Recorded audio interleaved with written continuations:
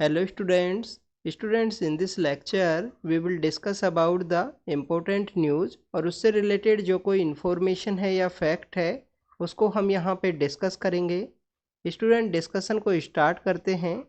First news है हमारे army की डॉग यूनिट के रिगार्डिंग में। 21 आर्मी डॉग यूनिट है स्टूडेंट्स हमारे डिफेंस फोर्सेज में। तो आर्मी की इस 21 डॉग यूनिट के पार्ट थे कैंट, और कैंट ने कल अपनी जो लाइफ है वो लेट डाउन की है अपने हैंडलर को प्रोटेक्ट करने के रिगार्डिंग में। तो बेसिकली यहाँ पे स्टोरी ये है कि हमारे सोल्जर्स के साथ ही हमारे इस तरीके के जो एनिमल्स है, ट्रेंड एनिमल जो है आर्मी का पार्ट है, डिफेंस फोर्सेज का पार्ट है, वो भी अपनी लाइफ है वो यहाँ पे सेक्रीफाइस करते हैं हमारे कंट्री को प्रोटेक्ट करने के रिगार्डिंग में।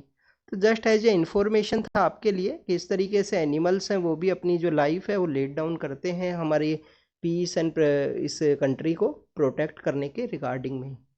नेक्स्ट न्यूज़ के बारे में अगर हम डिस्कस करें स्टूडेंट्स, नेक्स्ट न्यूज़ है India middle east Europe economic corridor के बारे में। इसको यहाँ पे बिजनेस लाइन नाम का जो न्यूज़पेपर है उसके अंदर इसको मेंशन किया गया है comparison belt and road initiative के साथ में।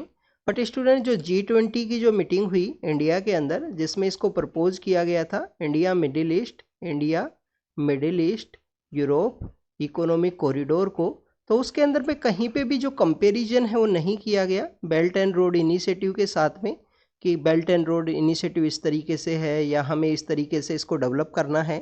ऐसा कोई भी कंपैरिजन है वो आपको नहीं देखने के लिए मिलेगा।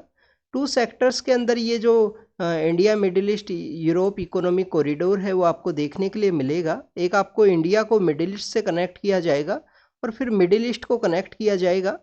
पहले इंडिया को मिडिल ईस्ट के साथ में, इंडिया का जो मुंबई है उसको मिडिल ईस्ट के साथ में, जो मिडिल ईस्ट का जो पेनिनसुला है इसको कनेक्ट किया जाएगा और उसके बाद में मिडिल ईस्ट को यूरोप के साथ में एज ए मेडिटेरियन सी के थ्रू कनेक्ट किया जाएगा। तो दो सेक्टर्स के अंदर ये आपको जो प्रोजेक्ट है वो देखने के लिए मिलेगा जिसके अंदर आपको CB है, सी लेवल के ऊपर यहाँ पे कॉरिडोर डेवलप होगा। ये बेसिकली मेडिटेरियन के पार्ट के अंदर भी रहेगा और रेलवे लाइन के थ्रू इस तरीके से कनेक्ट है वो किया जाएगा।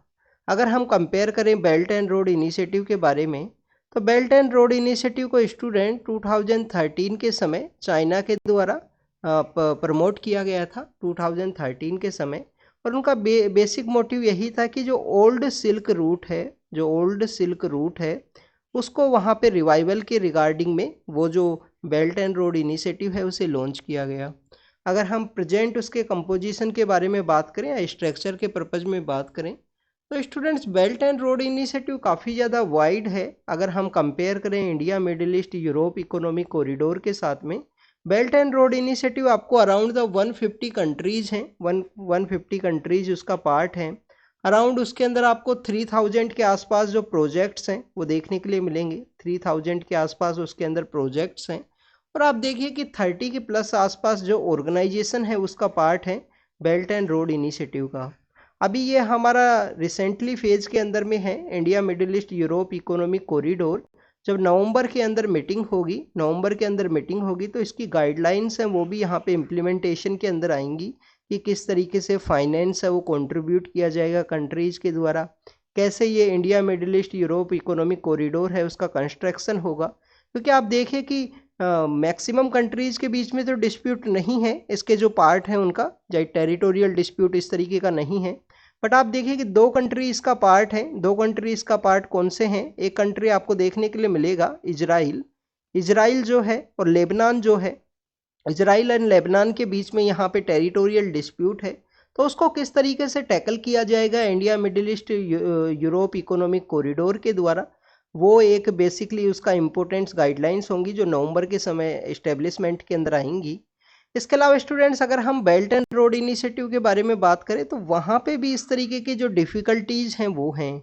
जैसे कि वहाँ पे हम ऑलरेडी काफ़ी बार इसको डिस्कस किए हैं, जैसे कि डेप ट्रैप का जो कॉन्सेप्ट है वो आपको वहाँ पे देखने के लिए मिलता है।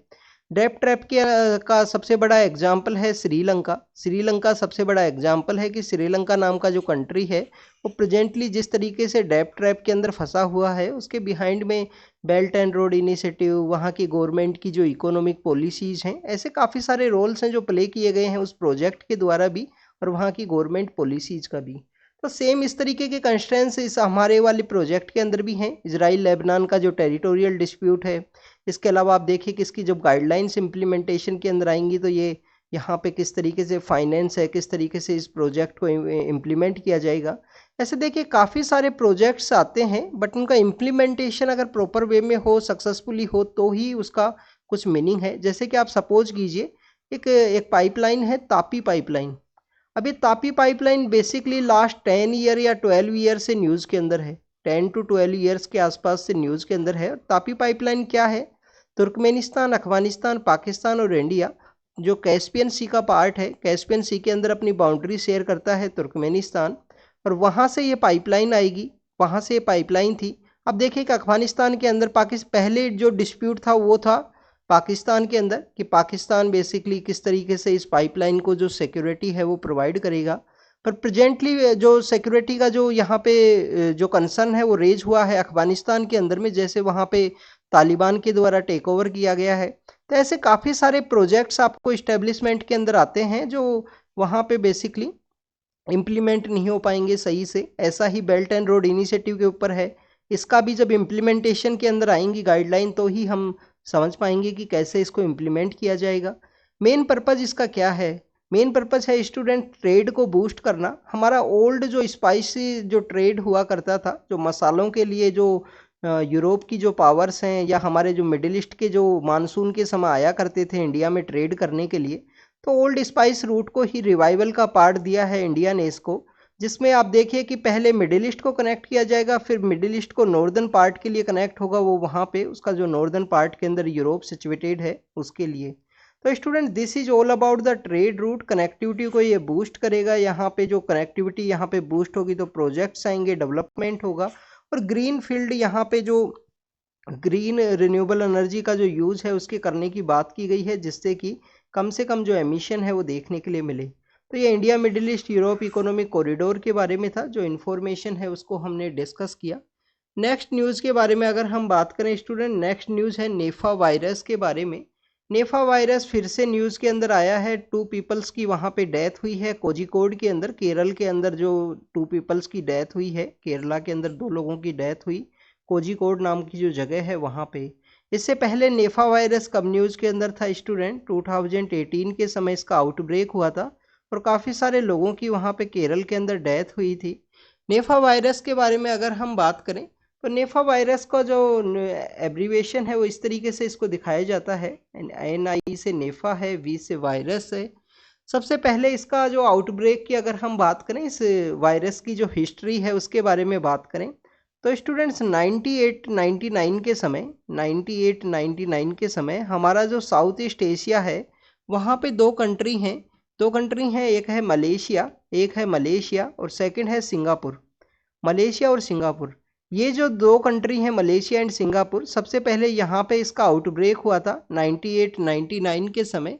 वहाँ पे बेसिकली जो डोमेस्टिक पिग हुआ करते हैं उन कंट्रीज में हो सकता है कि डोमेस्टिक पिग रखने का कोई प्रचलन हो, तो डोमेस्टिक पिग जो रखे जाते थे उनके अंदर सबसे पहले ये अपीयर हुआ।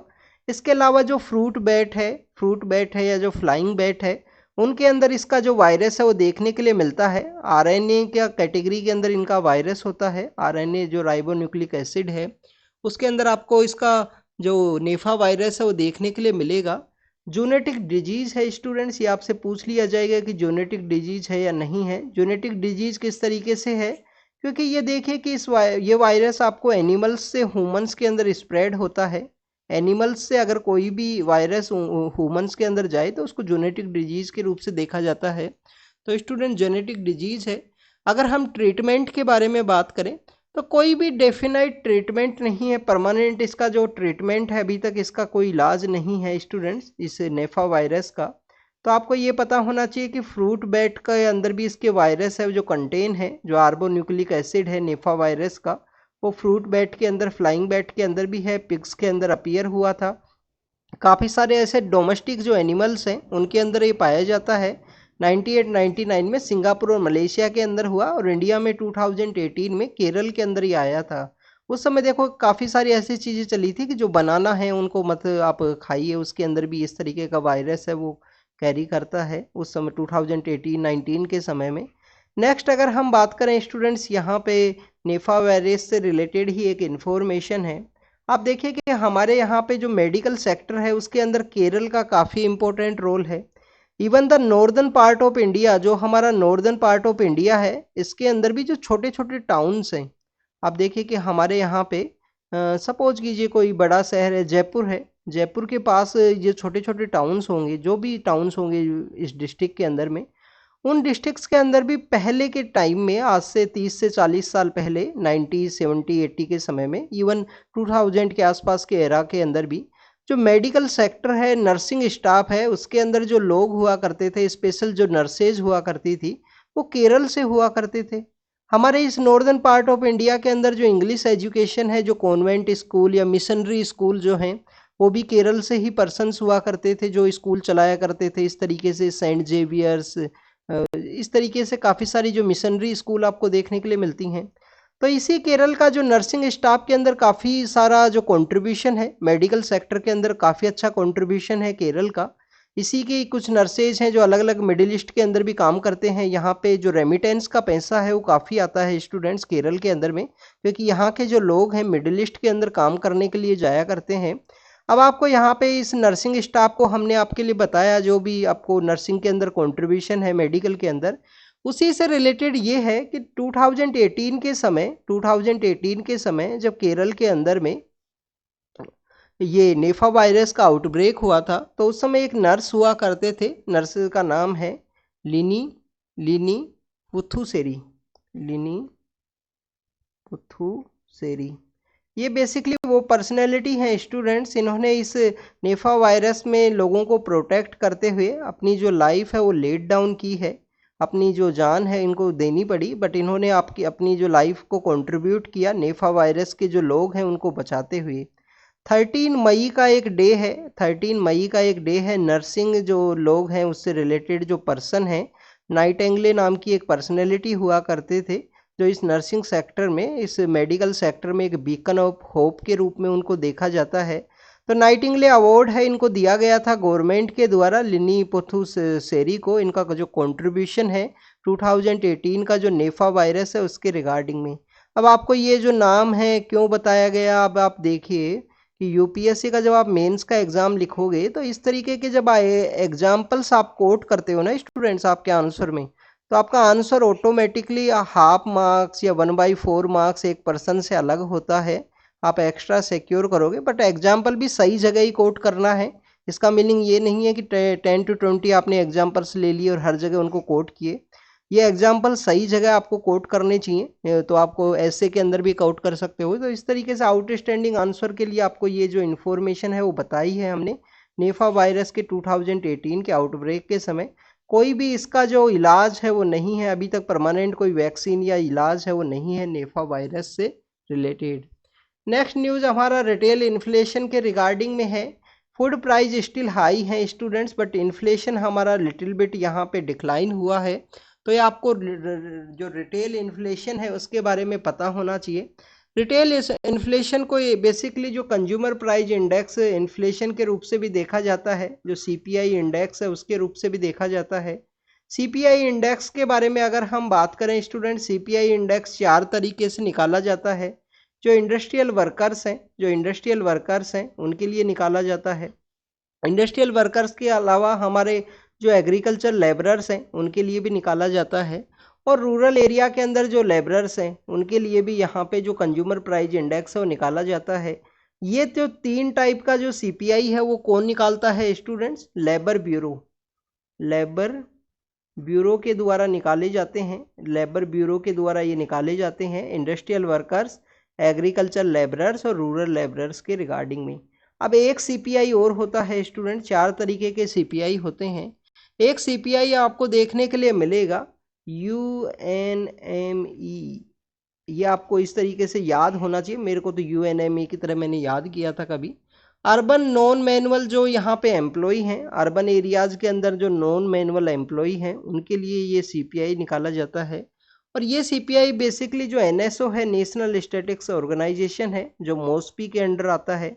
मोस्पी क्या है? Ministry of statistics and programme implementation, उनके द्वारा ये निकाला जाता है। तो ऐसे 4 तरीके के सीपीआई हैं, जिसमें 3 यहाँ पे लेबर ब्यूरो निकालता है, एक सीपीआई नेशनल स्टैटिक ऑर्गेनाइजेशन निकालता है। इन्फ्लेशन के अंदर यहाँ पे डिक्लाइन हुआ है, इन्फ्लेशन के रिटेल इन्फ्लेशन के अंदर डिक्लाइन हुआ, बट फूड प्राइजेज स्टिल आपको यहाँ पे सर्ज उनका देखने के लिए मिलेगा। तो बेसिकली कॉमन मैन के लिए फूड प्राइस काफ़ी ज़्यादा इंपॉर्टेंट है। आपके एग्जाम के लिए अब आपको यहाँ पे ये पता होना चाहिए कि इनका जो बेस ईयर है वो क्या है। क्या इनका बेस ईयर 2011-12 है, या इनका बेस ईयर यहाँ पे 2016 है? ये आप कमेंट सेक्शन के अंदर बताना। ये आपके लिए बेसिकली है होमवर्क कि इनका जो बेस ईयर है वो क्या है सीपीआई का। नेक्स्ट स्टूडेंट्स, पहले अफ्रीका का जो मोरक्को है वो न्यूज़ के अंदर में था। मोरक्को के अंदर अर्थक्वेक आया था, और यूरेशियन और जो हमारा बेसिकली पार्ट है जो यूरेशियन एंड अफ्रीकन प्लेट है उसका वहाँ पे कन्फ्लुएंस जोन के अंदर वो सिचुएटेड है। अभी जो न्यूज़ के अंदर आया है वो है लीबिया नाम का area, Libya city, basically Libya country ही न्यूज़ के अंदर है। ये मई जून के समय भी न्यूज़ के अंदर था, जो एमिग्रेंट्स यहाँ लीबिया से गए थे। तो यहाँ पे एक सिटी है धरना नाम की, जो सिटी है सिटी ऑफ धरना, मेडिटेरियन सी के साथ अपना एरिया शेयर करती है ये एरिया। अब लीबिया के बारे में एक बार डिस्कस करते हैं। तो स्टूडेंट, लीबिया बेसिकली देखिए इस तरीके का यहाँ पे आपको काफ़ी ज़्यादा ऐसा जो इसका मैप है वो देखने के लिए मिलेगा लीबिया का। ये यहाँ तो बेसिकली किसी भी तरीके से हो सकता है। यहाँ पे राइट जो लाइन है काफ़ी स्ट्रेट है, जैसा आपको ऑस्ट्रेलिया के जो स्टेट्स हैं जब उसको आप देखोगे, या यूएसए के जो स्टेट्स हैं उसकी तरह यहाँ पे ये कंट्री है वो बना हुआ है। अब आपको देखिए कि इस पार्ट में कौन सा कंट्री होगा। इस पार्ट में है इजिप्ट, इजिप्ट यहाँ पे सिचुएटेड है। अगर हम बात करें यहाँ पे जो थोड़ा सा एरिया जो शेयर करता है वो करता है सूडान के साथ में। यहाँ पे जो एरिया शेयर करता है वो है सूडान के साथ में।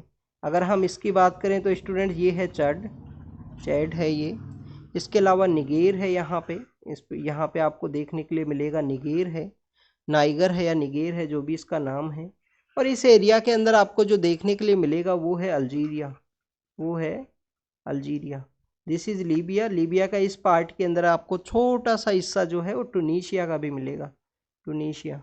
अब बेसिकली ये वो एरिया है टूनीशिया जहाँ से जो अरब स्प्रिंग है वो जो 2009 के समय वहाँ से स्टार्ट हुआ था। जो वो पॉलिटिकल जो पावर्स हैं जिनको यहाँ पे ओवरथ्रो करके जो दूसरी अनस्टेबल्स पावर के अंदर आए, और उसी वजह से ये जो इसके बाद में जो मिडिल ईस्ट के अंदर ये एक्सटेंड हुआ। और आप देखिए कि उसके बाद में आईसिस का जन्म हुआ था उसी समय में। तो ये लीबिया है। लीबिया से माइग्रेशन का जो क्राइसिस आपको काफ़ी देखने के लिए मिलेगा। जो सिटी ऑफ धेरना है वहाँ पे ये जो फ्लड की सिचुएशन क्रिएट हुई है लीबिया के अंदर, और ये एरिया मेडिटेरियन सी को टच करता है। और स्टूडेंट्स, यहाँ पे मोरक्को सिचुएटेड है जहाँ पे अर्थक्वेक आया है, काफ़ी दूर है, लीबिया से बॉर्डर नहीं शेयर करता है। नेक्स्ट न्यूज़ के बारे में अगर हम बात करें स्टूडेंट, नेक्स्ट न्यूज़ है आसाम के रिगार्डिंग में, कि आसाम के अंदर जो basically, sorry students, little bit हम डाउन साइड चले गए। तो पहले हम एक बार रीड करेंगे बेसिकली आसाम के बारे में, कि आसाम के अंदर में जो फॉरेन ट्राइब्यूनल्स हैं, फॉरेन ट्राइब्यूनल्स की वजह से बताया गया है कि 31,000 के आसपास जो फॉरेनर्स हैं उनको हमने 2001 के समय से उनको डिपोर्ट किया है। अब ये डिपोर्ट कहाँ पे किया गया है, उनके लिए एक ट्रांजिट कैंप बनाया गया है माटिया नाम का, जो वेस्टर्न आसाम का एक गोलपुरा नाम का डिस्ट्रिक्ट है उसके अंदर में, वेस्टर्न पार्ट ऑफ आसाम के अंदर एक जो डिस्ट्रिक्ट है वहाँ पे ट्रांजिट कैंप बनाया गया है जहाँ पे इनका डिपोर्टेशन है वो किया गया है। अब आपको यहाँ पे 2-4 इन्फॉर्मेशन पता होनी चाहिए। एक तो फॉरेन ट्राइब्यूनल के बारे में पता होना चाहिए। 1946 के समय आया स्टूडेंट्स फॉरेन ट्राइब्यूनल। फिर इसके ऑर्डर्स कब आएंगे, आप इन 2 लास्ट डिजिट को इंटरचेंज कीजिए। 1964 के समय इसके ऑर्डर्स आए फॉरेन ट्राइब्यूनल के। फॉरेन ट्राइब्यूनल पहले सेंट्रल गवर्नमेंट के द्वारा कॉन्स्टिट्यूट किया जाता था। प्रेजेंट समय में सेंट्रल गवर्नमेंट ने इसको क्या किया कि अपने जो रूल्स हैं उनको अमेंड किया, और डिस्ट्रिक्ट मजिस्ट्रेट जो डिस्ट्रिक्ट अथॉरिटी है उसी को पावर दे दी गई कि आप फॉरेन ट्राइब्यूनल्स को कॉन्स्टिट्यूट कीजिए, जिसका मेन पर्पज़ क्या है फॉरेन ट्राइब्यूनल का, कि कोई भी पर्सन है उसको अगर यहाँ पे डाउटफुल अगर यहाँ पे डिक्लेयर कर दिया गया है वहाँ की लोकल अथॉरिटीज़ के द्वारा, तो उस डाउटफुल को बेसिकली यहाँ पे एग्जामिन किया जाएगा। अगर फॉरेन ट्राइब्यूनल का ऑर्डर आता है तो उसको यहाँ पे डिपोर्ट कर दिया जाता है, उसको फॉरेनर डिक्लेयर कर दिया जाएगा। 1946 के इस एक्ट के थ्रू इसको इस्टेब्लिश किया गया था। इसके अलावा अगर हम बात करें इसके आसाम के अंदर, तो वहाँ पे नेशनल पॉपुलेशन रजिस्ट्री की वजह से भी ये न्यूज़ के अंदर है फॉरेन ट्राइब्यूनल। अभी हम फॉरेन ट्राइब्यूनल के बारे में अगर हम और इन्फॉर्मेशन देखें तो क्वासी जुडिशियल बॉडी है स्टूडेंट्स, क्वासी जुडिशियल ये बॉडी है। इस क्वासी जुडिशियल बॉडी का मेन पर्पज क्या है? मेन पर्पज डिपोर्टेशन है, डाउटफुल वोटर्स का यहाँ पे एग्जामिनेशन करना है, ये पर्सन फॉरेनर है यहाँ पे। इसके अलावा स्टूडेंट्स इस क्वासी जुडिशियल बॉडी के अंदर अगर आपको एडवोकेट अपॉइंट होना है तो मिनिमम आपका जो एज है वो अबाउ देन 35 होना चाहिए, 35 से अबाउ होना चाहिए। 7 ईयर का आपको एक्सपीरियंस होना चाहिए जुडिशियल सेक्टर के अंदर में। इसके अलावा एनआरसी के अंदर भी यहाँ पे बताया गया है कि उसके अंदर आपका नेम नहीं आया है तो आपको यहाँ पे क्या कर दिया जाएगा, फॉरेन ट्रिब्यूनल के अंदर प्रेजेंट होना होगा और वहाँ पे डीएम के द्वारा इनको इस्टेब्लिश किया जाता है, डिस्ट्रिक्ट अथॉरिटी के द्वारा, जो पहले सेंट्रल गवर्नमेंट के द्वारा किया जाता था। This is all about the foreign tribunal in the Assam के अंदर, जो आपको पता होना चाहिए, एनआरसी के समय से काफ़ी न्यूज़ के अंदर है। नेक्स्ट हम यहाँ पे बात करेंगे students, next is about the Nagaland के बारे में है स्टूडेंट्स। ये sorry next is about the Nagaland के बारे में है। नागालैंड के अंदर क्या हुआ स्टूडेंट्स कि वहाँ की असेंबली के द्वारा एक रेजोल्यूशन पास किया गया कि हमको जो यूनिफॉर्म सिविल कोड है उससे एग्जेम्प्ट किया जाए। अब आप ये सबसे पहले तो आपको ये पता होना चाहिए कि यूनिफॉर्म सिविल कोड क्या है। यूनिफॉर्म सिविल कोड मीन्स हमारे जो पर्सनल लॉज हैं सभी लोगों के लिए सेम अप्लाई हो, जैसे मैरिज, डाइवोर्स, इससे रिलेटेड जो लॉज हैं वो सभी लोगों के लिए सेम अप्लाई हो, उसको यूनिफॉर्म सिविल कोड का पार्ट दिया गया है। कॉन्स्टिट्यूशन के अंदर आर्टिकल में कौन से में मेंशन किया गया है? 44। पर 44 आपको पता होना चाहिए कि डीपीएसपी का पार्ट है तो जस्टिसिएबल नहीं है। अगर आपका यहाँ पे 44 का वायलेशन हो तो आप सुप्रीम कोर्ट में नहीं जा सकते। अब ये नॉन जस्टिसिएबल है, ये कहाँ पे लिखा हुआ है? ये लिखा हुआ है स्टूडेंट्स आर्टिकल 37 के अंदर, वो बताता है कि ये नॉन जस्टिसिएबल है, हमारे डीपीएसपी नॉन जस्टिसिएबल है और नॉन जस्टिसिएबल होने की वजह से यहाँ पे 44 का जो इम्प्लीमेंटेशन है वो आपको गाइड नहीं करेगा सुप्रीम कोर्ट कि इसका इम्प्लीमेंटेशन जरूरी है। फंडामेंटल राइट का अगर वायलेशन होता तो आप अप्रोच कर सकते थे सुप्रीम कोर्ट के लिए। Directive principle of state policy basically government के लिए गाइडलाइन का काम करती हैं पॉलिसी फ्रेमिंग के अंदर में। अब नागालैंड के द्वारा ये जो पास किया गया उसके बिहाइंड का रीजन ये है कि नागालैंड की असेंबली में डिस्कशन में कहा गया कि जो प्री इंडिपेंडेंस का जो समय है, प्री इंडिपेंडेंस का जो समय है उस समय भी हमारे लोगों को अलग से प्रोटेक्ट किया जाता था, क्योंकि ट्राइबल कम्युनिटी है, काफ़ी डिफरेंट जो कस्टम्स है, काफ़ी डिफरेंट कल्चर है, उसकी वजह से प्री इंडिपेंडेंस, पोस्ट इंडिपेंडेंस के समय इनको अलग से काफ़ी जो ट्रीटमेंट है वो किया गया है। उसकी वजह से उनके द्वारा कहा गया कि हम एक दिल्ली के आसपास रहने वाला पर्सन है उसके लिए यूनिफॉर्म सिविल कोड डिफरेंट है। और अगर हम बात करें कि जो ट्राइबल कम्युनिटीज़ हैं, जो ऑटोनोमस डिस्ट्रिक्ट्स के एरिया हैं या जो शेड्यूल 5 के जो पार्ट हैं, उनके अंदर बेसिकली जो यहाँ पे यूनिफॉर्म सिविल कोड है या जो पर्सनल लॉज हैं वो आपको डिफरेंट देखने के लिए मिलेंगे। India lots of diverse country है, हर एक 8-10 किलोमीटर के ऊपर कल्चर, लैंग्वेज, जो डायलेक्ट है, जो पैटर्न है खाने पीने का पैटर्न, इसके अलावा आप देखिए कि जो ड्रेसिंग पैटर्न है सब चेंज होता है, तो इसकी वजह से काफ़ी ज़्यादा डाइवर्स है। तो यूनिफॉर्म सिविल कोड एक काफ़ी बड़ा कंसर्न है ट्राइबल्स का इस तरीके से डाइवर्सिटी के रिगार्डिंग में। इसके अलावा स्टूडेंट्स अगर हम बात करें नागालैंड के बारे में, नागालैंड स्टूडेंट्स 1963 के समय इसको स्टेट का स्टेटस दिया गया।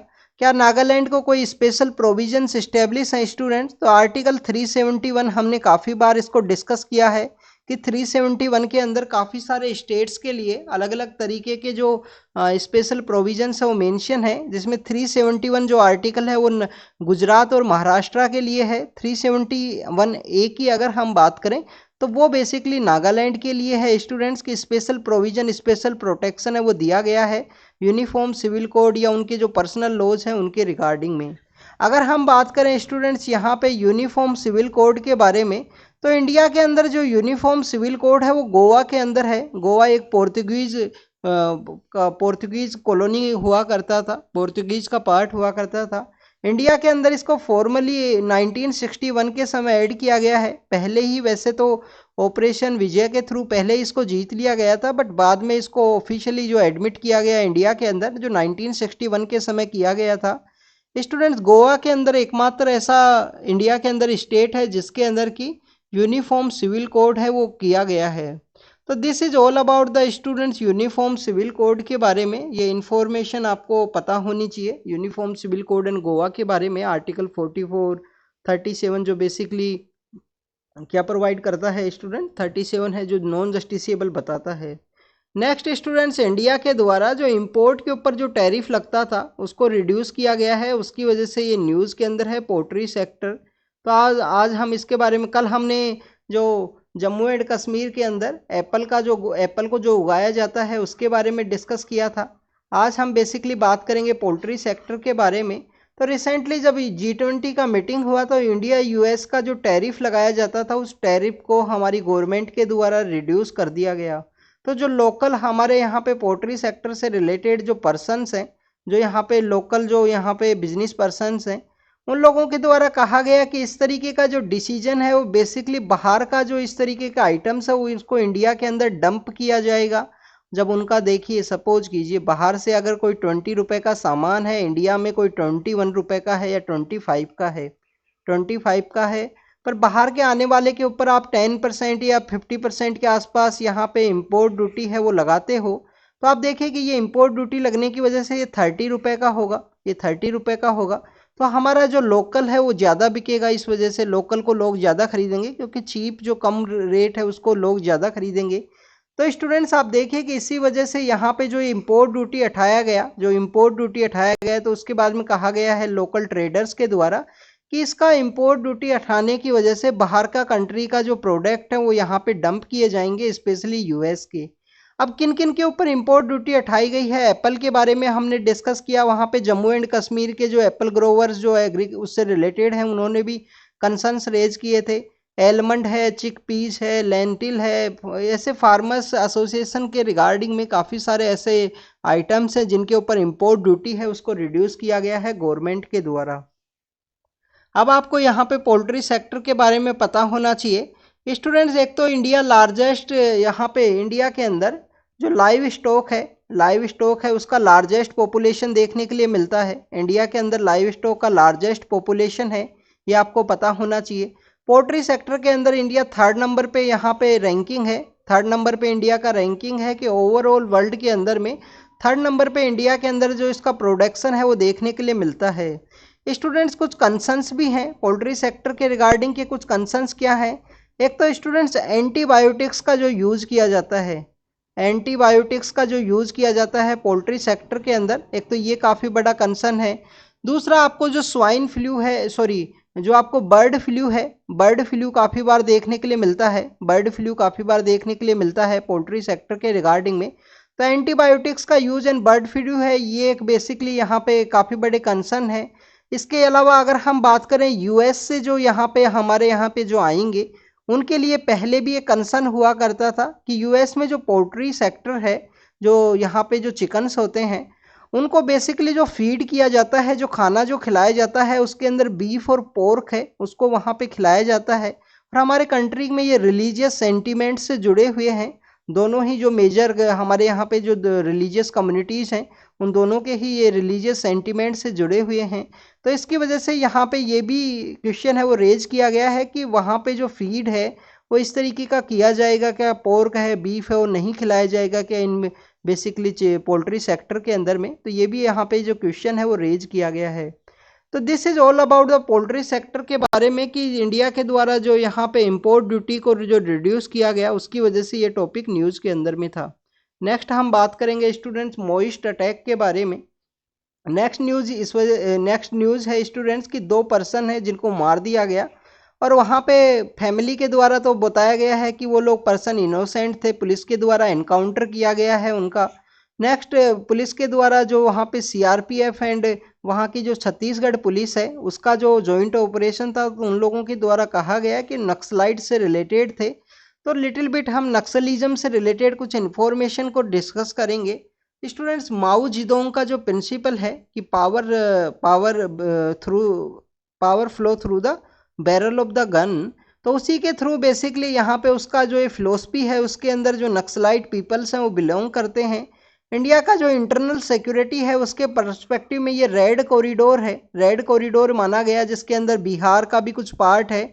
बिहार के अंदर जो बक्सर का जो एरिया है, झारखंड का कुछ एरिया है, छत्तीसगढ़ का आपको सदर्न जो छत्तीसगढ़ है वो आपको देखने के लिए मिलेगा, आंध्र प्रदेश, उड़ीसा, महाराष्ट्र। तो ये महाराष्ट्र के अंदर जो गढ़चिरौली नाम का जो एरिया है उसको यहाँ पे नक्सल अफेक्टेड के रूप से जाना जाता है।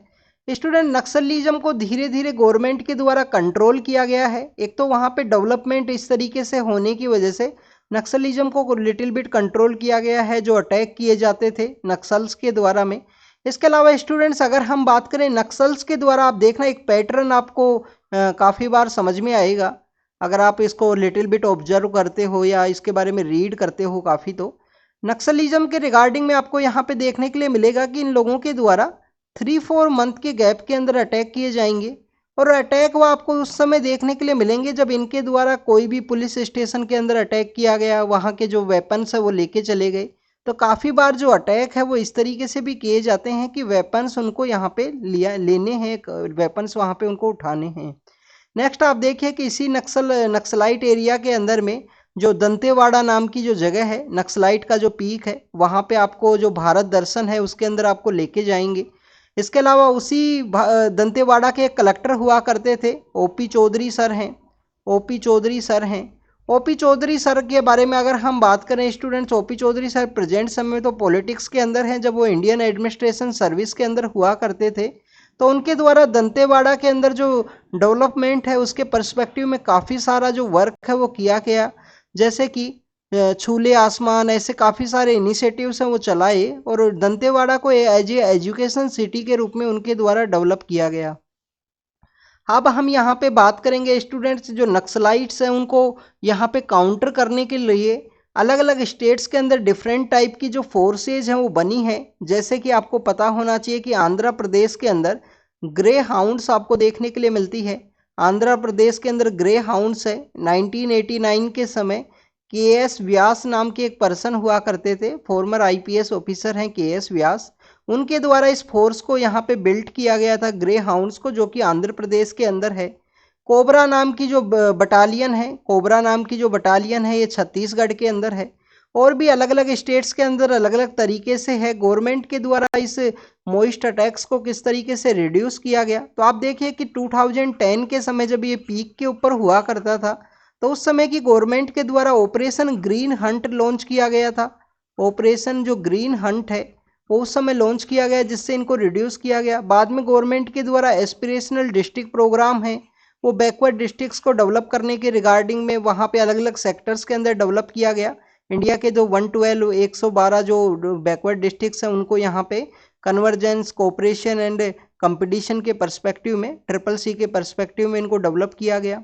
स्टूडेंट्स, इसके अलावा अगर हम बात करें तो यहाँ पे गवर्नमेंट के द्वारा इस जो मॉइस्ट अटैक हैं उनको रोकने के रिगार्डिंग में एक स्ट्रेटजी लेके आई गई थी गवर्नमेंट के द्वारा कि समाधान नाम की एक स्ट्रेटजी है, समाधान नाम की एक स्ट्रेटजी है, वो सेंट्रल गवर्नमेंट के द्वारा लाया गया कि कैसे वहाँ पे स्मार्ट पुलिसिंग है, लोगों को कैसे अकाउंटेबल बनाना है, इस तरीके का मॉडर्नाइजेशन करना है उन एरियाज़ का।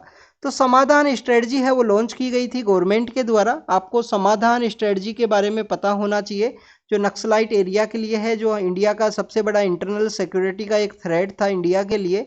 और this is all about the students moist attack के बारे में जो इन्फॉर्मेशन है उसको हमने डिस्कस किया कि माओ जेडोंग की जो फिलोसफी है उसमें ये बिलोंग करते हैं, बैरल ऑफ द गन के थ्रू जो पावर है उसको टेक करना चाहते हैं।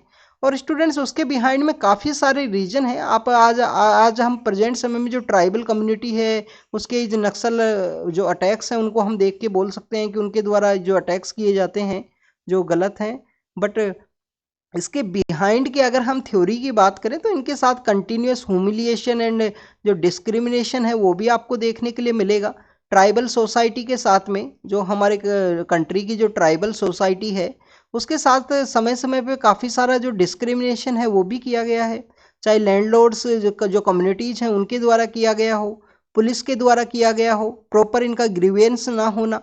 तो ये कुछ काफ़ी सारे ऐसे रीजन है। जैसे ओपी चौधरी सर बताते हैं कि जो ट्राइबल सोसाइटी है वो काफ़ी साइलेंट सोसाइटी आपको देखने के लिए मिलेगी, काफ़ी साइलेंट सोसाइटी आपको देखने के लिए मिलेगी। और इस साइलेंट सोसाइटी के अंदर कोई भी इस तरीके का जो इंसिडेंट है वो एकदम से नहीं होगा।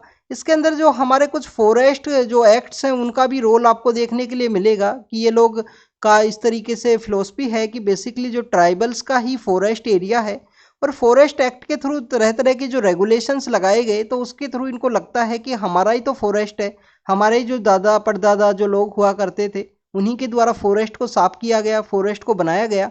तो उन लोगों को अब ज़मीन से वहाँ पे बेदखली करना, इस तरीके का जो फॉरेस्ट कंजर्वेशन एक्ट है 1980 का, तो उसके बारे में भी एक कंसर्न्स हैं वो रेज किए गए हैं ट्राइबल कम्युनिटीज़ के द्वारा। तो this is all about the moist attack and हमने काफ़ी सारी जो इन्फॉर्मेशन है उसको डिस्कस किया। नेक्स्ट यहाँ पे बात करेंगे स्टूडेंट्स, एनजीटी के द्वारा एक डिसीजन लिया गया है कि जो मध्य प्रदेश के अंदर जो भोज ताल है, मध्य प्रदेश के अंदर जो भोज लेक है, उस भोज लेक के अंदर कोई भी मोटराइज जो बोट है वो यूज़ नहीं की जाएगी। वेटलैंड डिटरेटिंग कंडीशन के अंदर है तो उसको प्रोटेक्ट करने के रिगार्डिंग में ये डिसीजन लिया गया कि काफ़ी सारा डैमेज हुआ है वाटर बॉडी को इस मोटराइज जो बोट है उसको यूज़ करने की वजह से। और ये देखिए कि रामसर साइट का भी पार्ट है, हमारे कंट्री की जो 75 रामसर साइट्स हैं उसका भी ये पार्ट है। भोज जो लेक है जो आपको भोपाल के अंदर देखने के लिए मिलेगी। सबसे पहले हम रामसर साइट्स के बारे में बात करें स्टूडेंट्स, 1971 के समय रामसर नाम की एक सिटी है ईरान के अंदर में, रामसर नाम की एक सिटी है ईरान के अंदर में। ये रामसर कहाँ सिचुएटेड है? ईरान का एक पार्ट कैस्पियन सी के साथ एरिया शेयर करता है। कैस्पियन सी के बारे में आपको पता होना चाहिए कि तारीख नाम का एक हम बेसिकली यूज़ करते हैं, तुर्कमेनिस्तान है और आपको यहाँ पे जो 5 कंट्रीज़ हैं कौन कौन से हैं आप कमेंट सेक्शन के अंदर बताना। एक तो तुर्कमेनिस्तान हमने तापी पाइपलाइन के अंदर डिस्कस किया था अबाउ में, यहाँ पे ईरान हो गया, आर से रसिया हो गया। तो ये 2 कंट्री कौन से हैं, ए से क्या है और के से क्या है, ये आप कमेंट सेक्शन के अंदर बता देना। अगर आपको पता है, नहीं पता है तो फिर रीड करो जाके, अगर नहीं पता है तो गूगल करना, लिखना इसको कहीं ना कहीं पे। नेक्स्ट 1971 के समय एक मीटिंग बुलाई गई रामसर जो हमारे वेटलैंड्स के प्रोटेक्शन के रिगार्डिंग में है। हमारी कंट्री में भी काफ़ी सारे वेटलैंड्स हैं जो उनको रामसर साइट के रूप में डेजिग्नेट किया गया है। प्रेजेंट जो संख्या है वो 75 है। Highest number of Ramsar sites कौन से स्टेट में है? तमिलनाडु के अंदर 14 आपको देखने के लिए मिलेंगी। फिर उत्तर प्रदेश के अंदर है 10 या 11 के आसपास उत्तर प्रदेश में है स्टूडेंट्स रामसर साइट्स। तो इस तरीके से रामसर साइट्स है जो हमारे कंट्री में है, 75 इनकी टोटल संख्या है। अब अगर हम बात करें मध्य प्रदेश के बारे में, क्योंकि वहाँ पे बारे में डिस्कस किया गया है, भोज जो लेक है भोज ताल के नाम से भी हम जानते हैं। तो मध्य प्रदेश में 4 ऐसी रामसर साइट हैं। एक भोज ताल है, भोजताल स्टूडेंट जो परमारा किंग हुआ करते थे भोज, उनकी द्वारा बनाई गई थी, इसको भोज के द्वारा बनाई गई थी। 1005 से लेकर 55 का इनका टेन्योर है। राजा भोज हैं जो परमार किंग हैं भोज, उनके द्वारा। नेक्स्ट अगर हम बात करें, साक्या नाम की एक साइट है। साक्या नाम की साइट ये बेसिकली एक नेशनल पार्क के एरिया के अंदर सिचुएटेड है। सिरपुर नाम की एक साइट है, सिरपुर नाम की साइट है। और यशवंत है स्टूडेंट्स, और यशवंत है। इसमें से ये जो दो साइट्स हैं जो बेसिकली आपको इंदौर का जो रीजन है वहाँ पे सिचुएटेड है। भोज जो लेक है जिसको भोज ताल 2 हिस्सों के अंदर ये डिवाइडेड है, अपर लेक एंड लोअर लेक। तो ये जो भोज लेक है ये भोपाल नाम का जो सिटी है जिसको लेक सिटी के रूप से भी जानते हैं। वैसे आपको लेक सिटी तो राजस्थान का उदयपुर भी है स्टूडेंट्स। तो भोज जो है वो भोपाल के अंदर सिचुएटेड है। नेक्स्ट न्यूज़ के बारे में अगर हम बात करें students, next news is regarding the, next news है स्टूडेंट्स की एक डेमोक्रेसी फेस्टिवल है वो नालंदा के अंदर उसको ऑर्गेनाइज किया गया। वैशाली है जो नालंदा, वहाँ पे इसको ऑर्गेनाइज किया गया है। अभी G20 के अंदर जो भारत मंडपम है वहाँ पे भी एक ऐसा ऑर्गेनाइज किया गया था कि Bharat that is the mother of democracy के रूप में, कि भारत मदर ऑफ डेमोक्रेसी है, mother of democracy and diversity के रूप से भी आप बोल सकते हो। तो नालंदा के अंदर इसको ऑर्गेनाइज किया गया है बेसिकली डेमोक्रेसी फेस्टिवल को। इंडियन काउंसिल ऑफ कल्चरल जो रिलेशन है उनके द्वारा इसको इस्टेब्लिश किया गया नालंदा के अंदर में। तो सबसे पहले तो हम नालंदा यूनिवर्सिटी के बारे में डिस्कस करेंगे, हमारे लिए तो इम्पोर्टेंट जो है उन इन्फॉर्मेशन को डिस्कस करेंगे स्टूडेंट्स। नालंदा यूनिवर्सिटी की बात करें स्टूडेंट्स, तो नालंदा यूनिवर्सिटी काफ़ी पुरानी यूनिवर्सिटी है। ये जो एरिया है बिहार का, वहाँ का एजुकेशन डेवलपमेंट का कहानी बताता है कि पुराने समय में वहाँ पे एजुकेशन का ऐसा इतना अच्छा डेवलपमेंट था 6-7 सेंचुरी के समय। नालंदा यूनिवर्सिटी को जो स्टार्ट है वो किनके द्वारा किया गया था स्टूडेंट्स? कुमार गुप्ता हैं, कुमार गुप्ता हैं। और आप देखिए कि नालंदा यूनिवर्सिटी को तो हमारे G20 की मीटिंग के अंदर भी दिखाया गया है। इसकी जो फोटो थी जब डिनर जो प्रेसिडेंट के द्वारा इनवाइट किया गया था, तो वहाँ पे जो लीडर्स को प्रेसिडेंट जहाँ पे खड़े होके वेलकम कर रहे थे, उस जगह जो बैकग्राउंड के अंदर जो फोटो लगाई गई थी वो नालंदा यूनिवर्सिटी की फोटो को दिखाया गया था। तो स्टूडेंट्स कुमार गुप्ता के द्वारा इसको इस्टेब्लिश किया गया था नालंदा यूनिवर्सिटी को। बट इसको रिवाइवल के बारे में बात करें, इसको दोबारा से जो रिनोवेट किया, रिवाइवल किया, तो पाल नाम की एक डायनेस्टी हुआ करती थी। पाल नाम की एक डायनेस्टी हुआ करती थी। उस पाल डायनेस्टी के एक रूलर हैं धर्मपाल। पाल डायनेस्टी के एक रूलर हैं धर्मपाल। धर्मपाल के द्वारा इस जो नालंदा यूनिवर्सिटी है उसको रिवाइवल किया गया। अब हम एक बार पाल डायनेस्टी इन सब के बारे में लिटिल बिट डिस्कस करेंगे स्टूडेंट्स, लिटिल बिट डिस्कस करेंगे। आप देखिए कि ये हमारे यहाँ पे 3 डायनेस्टी हैं। हर्षवर्धन के बाद में आपको देखने के लिए मिलती हैं ये 3 डायनेस्टी। जब हर्षवर्धन के बाद में ये डायनेस्टी इस्टेब्लिशमेंट में आती हैं।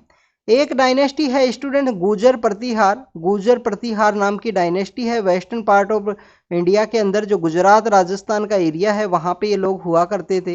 तो प्रतिहार, गुर्जर प्रतिहार नाम की ये डायनेस्टी है। सदर्न पार्ट के अंदर आपको देखने के लिए मिलेगी राष्ट्रकूट। राष्ट्रकूट आपको देखने के लिए मिलेगी, राष्ट्रकूट है। राष्ट्रकूट की अगर हम बात करें, इनकी कैपिटल है स्टूडेंट्स मान्यखेट है। जो एलोरा के अंदर केव नंबर 16 में, एलोरा की जो केव नंबर 16 है उसमें जो कैलाश मंदिर है वो इन्हीं के द्वारा बनाया गया है, राष्ट्रकूट डायनेस्टी के द्वारा। और ईस्टर्न पार्ट ऑफ इंडिया के अंदर जो डायनेस्टी बिलोंग करती है वो है स्टूडेंट्स पाल डायनेस्टी, जिसके अंदर देवपाल हैं, धर्मपाल हैं, गोपाल इसके फाउंडर हैं। और ये जो तीनों डायनेस्टी हैं, यहाँ पे जो कन्नौज नाम की जो जगह है, कन्नौज कहाँ है? प्रेजेंट समय में जो उत्तर प्रदेश में कन्नौज है। तो उसके लिए ये जो तीनों डायनेस्टी हैं वो लड़ाई करते थे कि कन्नौज हमारा है, कन्नौज को हमें टेक ओवर करना है। राष्ट्रकूट काफ़ी पावरफुल थे। जब भी ये नॉर्दर्न इंडिया के अंदर आते, डिफीट करके जाया करते थे, फिर ये चले जाते थे मान्यखेट के लिए सदर्न पार्ट के अंदर। इनका एक ध्रुव नाम है। काफ़ी सारे इंपॉर्टेंट जो रूलर्स हैं वो मिलेंगे। इसके फाउंडर कौन है राष्ट्रकूट डायनेस्टी के? दंती दुर्गा। इसके फाउंडर हैं दंती दुर्गा। ये आपको पता होना चाहिए। मान्यखेट है ये बेसिकली जो वातापी और कल्याणी के जो बेसिकली वहाँ पे अलग अलग डायनेस्टीज हैं उन्हीं के छत्रप हुआ करते थे। बाद में इंडिपेंडेंट डिक्लेयर करेंगे अपने आप को राष्ट्रकूट। तो स्टूडेंट्स ये कन्नौज के लिए लड़ा करते थे। कन्नौज के अगर हम प्रेजेंट में बात करें तो G20 के जो हमारे मेंबर कंट्रीज आए थे उनको भी यहाँ पे कुछ गिफ्ट जो ऑनरेबल PM सर के द्वारा दिए गए हैं। तो गिफ्ट के अंदर काफ़ी कॉमन है स्टूडेंट्स कि जो उनके यहाँ पे जो फीमेल पार्ट हैं, जो उनके साथ में जो भी लीडर हैं उनके साथ में आए, उनको जो साड़ी है जो गिफ्ट की गई है, अलग अलग कंट्री के अलग अलग पार्ट की जो साड़ी है वो गिफ्ट की गई है। जैसे गुजरात के अंदर आपको पटोला नाम का जो इक्कत है, पटोला नाम का जो इक्कत है वो आपको देखने के लिए मिलेगा गुजरात के अंदर में। तो ऐसे अलग अलग जो तरीके की जो साड़ियाँ हैं वो दी गई हैं गिफ्ट के अंदर ऑनरेबल PM सर के द्वारा।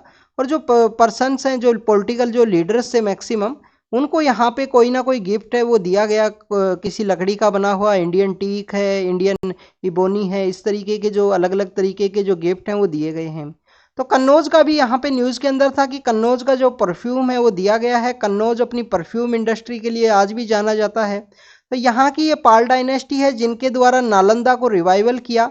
स्टूडेंट्स पाल डायनेस्टी के द्वारा जो हमारा बुद्धिज्म है, बुद्धिज्म को भी प्रमोट किया गया था। एक क्वेश्चन काफ़ी एक मेंस के अंदर पूछा गया था 2021 का जो मेंस था उसके अंदर एक क्वेश्चन पूछा गया था कि जो नालंदा 20 का मेंस था, 20 का मेंस था उस साल, और 21 का जो जनवरी है उसके अंदर ऑर्गेनाइज हुआ था। तो स्टूडेंट जो 20 का जो मेंस था उसके अंदर ये क्वेश्चन पूछा गया था कि जो पाल डायनेस्टी है उनके द्वारा बुद्धिज्म को प्रमोट करने के लिए क्या क्या किया गया उसके बारे में आप बताइए। तो मेंस में ऐसे क्वेश्चंस आपसे पूछ लिए जाएंगे। This is all about the Pal dynasty. उसके द्वारा रिवाइवल किया गया नालंदा यूनिवर्सिटी को। नालंदा यूनिवर्सिटी को डिस्ट्रॉय किसने किया था स्टूडेंट्स? तो उसके बारे में अभी हम देखते हैं। नालंदा यूनिवर्सिटी को डिस्ट्रॉय किया गया था स्टूडेंट्स।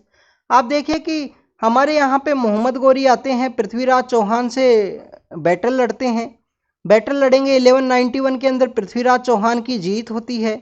1192 के अंदर मोहम्मद गोरी दोबारा से लड़ाई लड़ेंगे और दोबारा से जब लड़ाई लड़ेंगे तो पृथ्वीराज चौहान की यहाँ पे डिफीट होती है। अब आप देखिए कि जो मोहम्मद गोरी हैं 1206 के अंदर उनका डेथ होगा, बट 1206 से लेकर 1192 का जो समय है उसके अंदर उन्होंने इंडिया के अलग अलग पार्ट से उनको जीता है। अब ये मोहम्मद गोरी नहीं जीते थे, बेसिकली मोहम्मद गोरी के दो यहाँ पे जनरल्स हुआ करते थे, एक है बख्तियार खिलजी, एक है बख्तियार खिलजी। इनको ईस्टर्न पार्ट ऑफ इंडिया का पार्ट काम दिया गया था। बख्तियार जो खिलजी हैं इन्हीं के द्वारा नालंदा जो जो बख्तियार खिलजी हैं इन्हीं के द्वारा जो नालंदा है उसको यहाँ पे डिस्ट्रॉय किया गया, नालंदा यूनिवर्सिटी को। और जो यहाँ पे आपको कुतुबुद्दीन ऐबक जो देखने के लिए मिलेंगे, कुतुबुद्दीन ऐबक आपको यहाँ पे western part of India, central part of India उसको टेक ओवर करेंगे। 1206 के समय यहाँ पे जो कुतुबुद्दीन ऐबक जब मोहम्मद गोरी की डेथ होती है तो अपना जो पावर है उसको इस्टेब्लिश करेंगे, जिसको कि स्लेव डायनेस्टी, गुलाम वंश के रूप से भी कहा गया है। और आप देखिए कि इस 1206 से लेकर 1290 तक ये आपको जो स्लेव डायनेस्टी है, 1206 से लेकर 1290 तक आपको ये जो स्लेव डायनेस्टी है देखने के लिए मिलेगी। इसके अंदर जितने भी रूलर्स आएंगे वो मैक्सिमम स्लेव होंगे स्टूडेंट्स, मैक्सिमम स्लेव आपको देखने के लिए मिलेंगे। आप देखिए कि सबसे पहले जो कुतुबुद्दीन ऐबक हैं, सबसे पहले कुतुबुद्दीन ऐबक पावर के अंदर आएंगे, जिनके द्वारा कुतुब मीनार ये सब बनाए गए हैं। कुतुबुद्दीन के बाद में आप देखिए कि इनके जो दामाद हैं, जो बेसिकली कुतुबुद्दीन ऐबक के स्लेव हुआ करते थे, इल्तुतमिश पावर के अंदर आएंगे। वो 1236 तक रहेंगे, 1211 से लेकर 1236 तक। कुछ समय के लिए कुतुबुद्दीन के बेटे भी आएंगे पावर के अंदर में। और इल्तुतमिश के बाद में जो पावर में आएंगी, जो पहली महिला शासक हैं, पहली वुमेन रूलर है जो दिल्ली सल्तनत के समय पावर में आती हैं, उनका नाम है students Razia Sultan.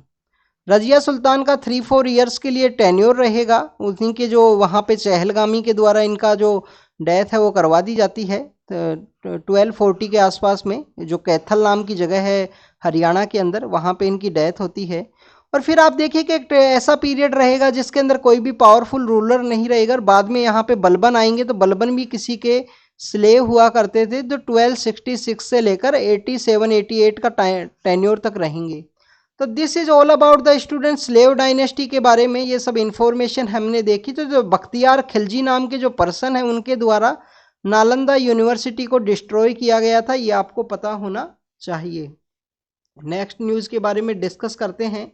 Next news है कि जो हमारे फार्मर्स हैं, जो हमारे यहाँ पे सीड्स को प्रोटेक्ट करते हैं, उनको ऑनरेबल जो हमारे प्रेसिडेंट मैम हैं द्रौपदी मुर्मू जी, उनके द्वारा सम्मानित किया गया है। इसके अंदर आपको काफ़ी सारे जो नाम है वो पता होनी चाहिए। वुमेन्स का काफ़ी अच्छा रोल है, वुमेन फार्मर्स, हमारी ट्राइबल कम्युनिटी की जो वुमेन्स हैं उनका काफ़ी बड़ा रोल आपको देखने के लिए मिलेगा, चाहे वो एग्रीकल्चर सेक्टर के अंदर हो, चाहे कि सीड्स को यहाँ पे रीस्टोर करना हो, उनको प्रोटेक्ट करना हो, ओरिजिनल जो ट्रेडिशनल सीड हैं उनको। तो आप यहाँ पे ये देखिए, यहाँ पे आप देखिए कि आपको ये पता होना चाहिए कि इंडिया के अंदर फाओ के द्वारा, फूड एंड एग्रीकल्चर ऑर्गेनाइजेशन के द्वारा 3 इंडिया के अंदर ट्रेडिशनल, ग्लोबल ट्रेडिशनल जो यहाँ पे एग्रीकल्चर की प्रैक्टिस है उनको भी रिकॉग्नाइज किया गया है। उसके बारे में आपको पता होना चाहिए कौन सी वो 3 ट्रेडिशनल एग्रीकल्चर प्रैक्टिस हैं। एक तो आपको देखने के लिए मिलेगी पंपोर। पंपोर कहाँ है? पंपोर है कश्मीर के अंदर।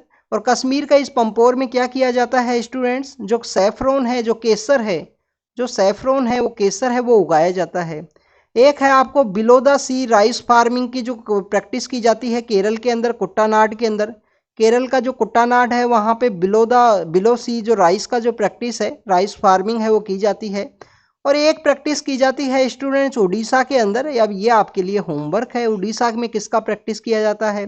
पंपोर के अंदर सैफरोन है, कुट्टानाड के अंदर राइस है, उड़ीसा के अंदर कहाँ पे वो जो ट्रेडिशनल ग्लोबल हेरिटेज है एग्रीकल्चर का प्रैक्टिस है वो किया जाता है, उसके बारे में आप बताना, ये आपके लिए होमवर्क है। नेक्स्ट यहाँ पे बात करें तो ऑनरेबल प्रेसिडेंट मैम के द्वारा जो डिफरेंट टाइप के फार्मर्स हैं जिनके द्वारा यहाँ पे प्रोटेक्ट किया गया है ट्रेडिशनल सीड्स को, उनको सम्मानित किया गया। ट्रेडिशनल जो फार्मर्स की राइट्स हैं उनको सम्मानित किया गया है। अब आपको यहाँ पे 2-3 नाम बताएंगे आपके जो बेसिकली इंफॉर्मेशन के पर्सपेक्टिव में। एक तो आप देखिए कि रहाबाई नाम की एक लेडी हैं, रहाई बाई नाम की एक लेडी हैं। ये बेसिकली कहाँ से हैं? महाराष्ट्र से, ट्राइबल कम्युनिटी से बिलोंग करती हैं। इनके द्वारा काफ़ी सारे जो सीड हैं, जो हमारे काफ़ी सारे जो सीड हैं, उनको प्रोटेक्ट किया गया है, उनको स्टोर करके रखा गया है। अब अगर हम बात करें सेकंड जो पर्सन है, वो 2021 का जब जनवरी का मंथ था, तो ऑनरेबल पीएम सर जब मध्य प्रदेश के लिए गए थे, तो उन्होंने अपने जो स्पीच के अंदर भी मेंशन किया था। मेंशन वो वुमेन का नाम है लहरी बाई। बैगा नाम की जो कम्युनिटी है उससे ये बिलोंग करती हैं, लहरी बाई। इनके द्वारा बेसिकली स्टूडेंट जो मिलेट्स हैं, जो हमारे अलग अलग तरीके के जो मिलेट्स हैं, 150 के आसपास, 150 के आसपास जो मिलेट्स हैं, उनको इनके द्वारा लहरी बाई के द्वारा प्रोटेक्ट किया गया। उनको यहाँ पे प्रोटेक्ट करके रखा गया है, सॉरी स्टोर करके रखा गया है। तो मिलेट्स को यहाँ पे क्यों ऑनरेबल पीएम सर के द्वारा मेंशन किया गया?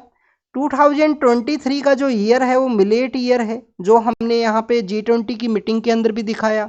और ये इंडिया का यहाँ पे बेसिक प्रपोजल है कि प्रेजेंट समय में जो क्लाइमेट चेंज का जो समय है, उस समय में आप हमारा जो एंशियंट जो मोटा अनाज हमारे जो पूर्वज लोग जो खाया करते थे, बाजरा है, ज्वार है, रागी है, उसको आप बढ़ाइए, जो बेसिकली न्यूट्रिशनल सिक्योरिटी को भी प्रमोट करे, फूड सिक्योरिटी को भी प्रमोट करे। क्योंकि हमारे मिलेट्स के अंदर जो न्यूट्रिशन लेवल है वो काफ़ी सही आपको देखने के लिए मिलेगा, जो कि व्हीट एंड राइस के अंदर नहीं है। बट मैक्सिमम कंजप्शन जो प्रेजेंट समय में व्हीट एंड राइस का है। तो लहरी बाई नाम की जो पर्सन है, उन्होंने मिलेट्स को रिस्टोर किया है। और ये जिनको सम्मानित कर रही हैं हमारी जो प्रेसिडेंट मैम, इनका नाम आपको पता होना चाहिए, परापी अम्मा है। परापी अम्मा है, परापी अम्मा है, ये केरल से बिलोंग करती हैं। परापी अम्मा के द्वारा काफ़ी सारे ऐसे जो ट्राइबल एरिया के अंदर ये रहा करती हैं। और इनके द्वारा एक पाइन एप्पल जो है उसको यहाँ पे, उसका जो एंशियंट पाइन एप्पल का जो सीड है उसको यहाँ पे इनके द्वारा स्टोर किया गया, उसको प्रोटेक्ट किया गया। पाइन एप्पल के बारे में आपको पता होना चाहिए कि हमारा जो नॉर्थ ईस्ट इंडिया है वहाँ पे ये उगता है सबसे ज़्यादा। आपको मिजोरम, जो हमारा त्रिपुरा का जो रीजन है उसके अंदर आपको देखने के लिए मिलेगा। फिर केरल एंड कर्नाटक एंड तमिलनाडु के भी कुछ रीजन के अंदर पाइनएप्पल को उगाया जाता है। ह्यूमिड कंडीशन चाहिए, काफ़ी सारी बारिश चाहिए पाइनएप्पल का खेती के लिए। तो this is all about the, ये मैम के बारे में था जिनका नाम आपको पता होना चाहिए, परापी अम्मा है। परापी अम्मा के द्वारा पाइनएप्पल काफ़ी सारे जो सीड्स हैं उनको प्रोटेक्ट किया गया। तो राही बाई हैं, लहरी बाई हैं और परापी अम्मा हैं, ये तीन स्पेशल वुमेन्स हैं जिनके द्वारा एंशियंट जो ट्रेडिशनल सीड है उसको प्रोटेक्ट किया गया है। अब अगर हम बात करें स्टूडेंट सीड्स के बारे में, तो आपको पता होना चाहिए कि 1966 के समय हमारा यहाँ पे सीड एक्ट है। 1966 के समय का सीड एक्ट है, जिसे 2009 के समय गवर्नमेंट के द्वारा अमेंड किया गया था। इसके अलावा protection of plant variety, and farmers right act भी है 2001 का protection of plant variety and farmers right act भी है। ये सीड एक्ट को अमेंड किया गया, तो हमारे इस सीड एक्ट के अंदर कुछ ऐसी चीज़ें ऐड कर दी गई, आप देखिए, जैसे कि कमेटी बनेगी, सेंट्रल कमेटी बनेगी। जो हमारा कंज्यूमर राइट एक्ट है उसके अंदर भी ऐड कर दिया गया। सपोज कीजिए आपने दुकान से सीड खरीदा, आपने फसल उगाई अपने खेत के अंदर और फसल यहाँ पे फेल हो गया, उगाई ही नहीं, तो वहाँ पे आपको कंज्यूमर राइट भी दिया गया। इन्वायरमेंट प्रोटेक्शन एक्ट को भी इसके अंदर ऐड कर दिया गया है। कोई इन्वायरमेंट के अंदर डिजास्टर क्रिएट कर दे सीड की वजह से, तो आप वहाँ पे उस कंपनी से अपने सीड की जो पैसे हैं वो मांग सकते हो, कंज्यूमर राइट के थ्रू, इन्वायरमेंट के थ्रू आप केस कर सकते हो। तो इस तरीके के जो राइट्स हैं वो दिए गए हैं सीड्स के एक्ट के थ्रू में, जिसको 2019 के अंदर अमेंड किया गया था। और भी काफ़ी सारे कानून हैं सीड के रिगार्डिंग में और हमारे अलग अलग एग्रीकल्चर के रिगार्डिंग में आपको देखने के लिए मिलेंगे। नेक्स्ट स्टूडेंट, यहाँ पे ब्लैक होल के बारे में बताया गया है कि ब्लैक होल कब फॉर्म होते हैं। तो सुपरनोवा एक्सप्लोजन का जो समय होता है, जो एक्सटेंडेड हाई डेंसिटी का जो समय होता है, उस समय ब्लैक होल है वो फॉर्म होते हैं। ग्रेविटेशनल फोर्स है जिसके थ्रू इनका अंदाजा है वो लगाया जाता है। तो उसको एक्सप्लेन किया गया है, इसको आप रीड करना। ये लास्ट पेज जो साइंस का जो पेज है उसके अंदर मेंशन किया गया है। उसी पेज के अंदर जो अलास्का नाम का जो एरिया है, अलास्का बेसिकली सपोज कीजिए ये यूनाइटेड स्टेट ऑफ अमेरिका है, ये कनाडा है, और कनाडा के यहाँ पे जो अलास्का है वो आपको देखने के लिए मिलेगा। तो स्टूडेंट, जो अलास्का है, अलास्का आपको पता होना चाहिए कि जो पैसिफिक ओशियन है उसको यहाँ पे पैसिफिक ओशियन को जो बियरिंग सी है उससे ये एक्सटेंड करता है, और उसके अंदर भी अगर हम बात करें तो एक बोल्टिक नाम का जो सी है, बोल्टिक नाम का एरिया है, उससे ये डिफ्रेंशिएट करता है। तो this is all about the Alaska के बारे में, कि अलास्का इस रिसेंटली न्यूज़ में इस वजह से है कि वहाँ पे जो कुछ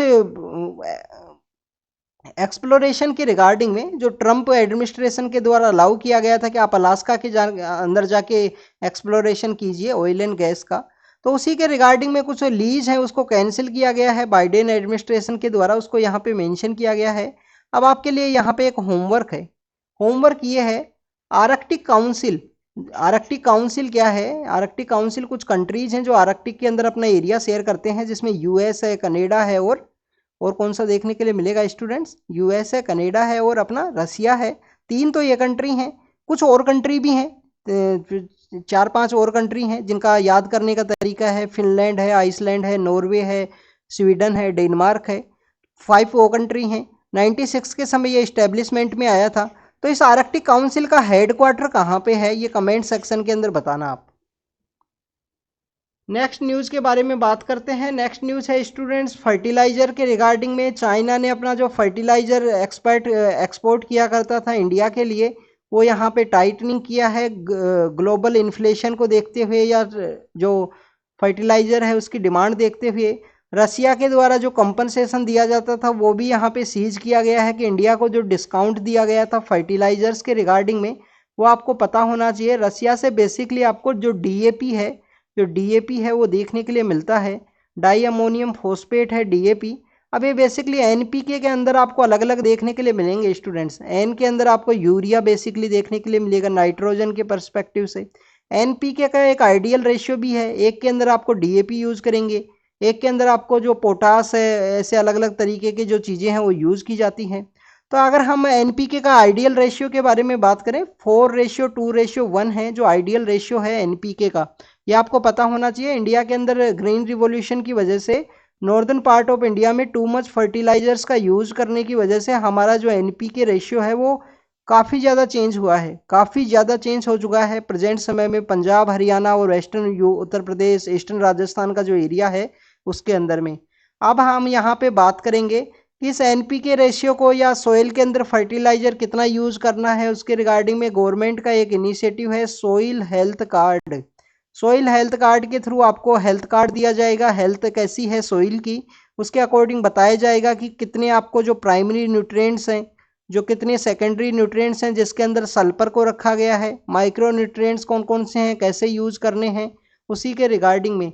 तो फर्टिलाइज़र का जो सब्सिडी हमको रसिया से था, रसिया ने इसको टाइटनिंग किया है इसका जो डिमांड है उसको देखते हुए, कि हो सकता है कि इसके अंदर इन्फ्लेशन इंक्रीज हो, इसकी जो डिमांड है वो इंक्रीज हो। नेक्स्ट न्यूज़ के बारे में अगर हम बात करें, हमारे जो मिनिस्ट्री ऑफ डिफेंस से हमारे जो मिनिस्टर हैं उनके द्वारा बेसिकली नयोमा एयरफील्ड है उसका जो स्टोन है वो लेट डाउन किया गया है, फाउंडेशन स्टोन को रखा गया है। नयोमा एयरफील्ड आपको हमारा जो एलएसी है, लाइन ऑफ एक्चुअल कंट्रोल है ईस्टर्न पार्ट ऑफ लद्दाख के अंदर में, जो बेसिकली हमारा सपोज कीजिए ये कश्मीर है। कश्मीर का जो ईस्टर्न पार्ट है जो चाइना के साथ में एरिया शेयर करता है। मैकमोहन आपको जो लाइन है वो आपको अरुणाचल प्रदेश के एरिया के अंदर देखने के लिए मिलेगी। बट ये जो एरिया है इसको लाइन ऑफ एक्चुअल कंट्रोल के रूप से जानते हैं। यहाँ पे जो ईस्टर्न पार्ट ऑफ लद्दाख है वहाँ पे नयोमा एयरफील्ड को बनाने का जो प्रोजेक्ट है वो रखा गया है। इसके अलावा स्टूडेंट्स और भी काफ़ी सारे जो यहाँ पे जो प्रोजेक्ट्स हैं उनको यहाँ पे स्टार्ट करने की बात की गई है। बॉर्डर रोड ऑर्गेनाइजेशन जो मिनिस्ट्री ऑफ डिफेंस के अंडर है, बॉर्डर रोड ऑर्गेनाइजेशन के द्वारा आप देखिए कि इसके अंदर बैगडोगरा है। बैगडोगरा जो कि वेस्ट बंगाल के अंदर है।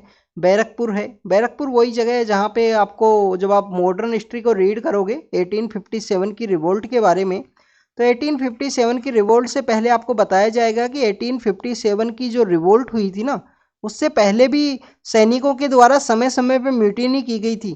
तो 1825 के समय बैरकपुर के अंदर की गई थी। 1806 के समय कहाँ पे? वेल्लोर के अंदर। 1806 के समय वेल्लोर के अंदर, 1825 में बैरकपुर के अंदर, और 1857 की रिवोल्ट से पहले की ये म्यूटिनी है। 57 को क्यों याद रखा जाता है? क्योंकि वो लार्जर लेवल के ऊपर जो म्यूटिनी हो गया था लार्जर पार्ट के अंदर भी। फिर अगर हम ऐसा कहें क्या 1857 की जो रिवोल्ट है वो कंप्लीट इंडिया के अंदर हुई थी? तो कंप्लीट इंडिया के अंदर नहीं है। कुछ इसके एक आरसी मजूमदार नाम के एक हिस्टोरियन है, उनके द्वारा कमेंट किया गया है। ना तो पहली लड़ाई थी, ना वो कंप्लीट ऑल ओवर इंडिया थी, ना वो कोई बैटल थी, इस तरीके से उसको डिफाइन किया गया है। बट हमारे जो विनायक दामोदर दास सावरकर हैं, वीडी सावरकर सर, उनके द्वारा 1857 की रिवोल्ट को फर्स्ट वॉर ऑफ इंडिपेंडेंस के रूप में डिक्लेयर किया था। ये वो आप मॉडर्न हिस्ट्री के अंदर रीड करोगे students. Nyoma airfield eastern part of Ladakh के अंदर है। अब आपको यहाँ पे एक पता होना चाहिए कि दौलत बेग ओल्डी नाम की भी एक जगह थी, जो कि हाईएस्ट जो हाइट के अंदर एयर स्ट्रिप है, काराकोरम रेंज के आसपास सिचुएटेड है। और ये काफ़ी ज़्यादा न्यूज़ के अंदर था। 2020 में जो क्राइसिस हुआ था ना, जो लड़ाई हुई थी, एक हिस्ट्री आपको कन्फ्लिक्ट देखने के लिए मिलेगा Indian defence forces and China का, तो उसकी उस समय काफ़ी ज़्यादा न्यूज़ में थी। 20 का जो जून का जो महीना है, जून जुलाई का जो महीना है, उसके अंदर में। तो दौलत बेग ओल्डी के बारे में रीड करना, कौन सी रिवर है वहाँ पे फ्लो करती है। एक जो क्वेश्चन भी पूछा गया था 2020 का जो प्रीलिम्स हुआ था, उसके अंदर में वहाँ पे कोई वैली है, उससे रिलेटेड एक क्वेश्चन पूछा गया था। तो स्टूडेंट्स, ये आज का हमारा डिस्कशन था। काफ़ी सारी इन्फॉर्मेशन डिस्कस की। एडिटोरियल में कुछ न्यूज़ G20 से रिलेटेड थी, जो हमारे एग्जाम के पर्सपेक्टिव से हमने काफ़ी बार उनको डिस्कस किया है। एक एडिटोरियल साइमल्टेनियस इलेक्शन के रिगार्डिंग में था, और जो कुछ एडिटोरियल हमारे जो CRPC IPC कोड को जो अमेंड किया गया है उसके बारे में थे। तो अभी वो जब इस्टेब्लिशमेंट के अंदर जब आएंगे तो उस समय हम उनको कम्प्लीटली एक बार उसको रीड करेंगे अच्छे से, वो तीनों कोड जो किए गए हैं, क्योंकि अभी तक वो पास नहीं हुए हैं, अभी ओनली उनको प्रपोज किया गया है। तो this is all about today discussion. अच्छे से मेहनत कीजिए student. Thank you very much.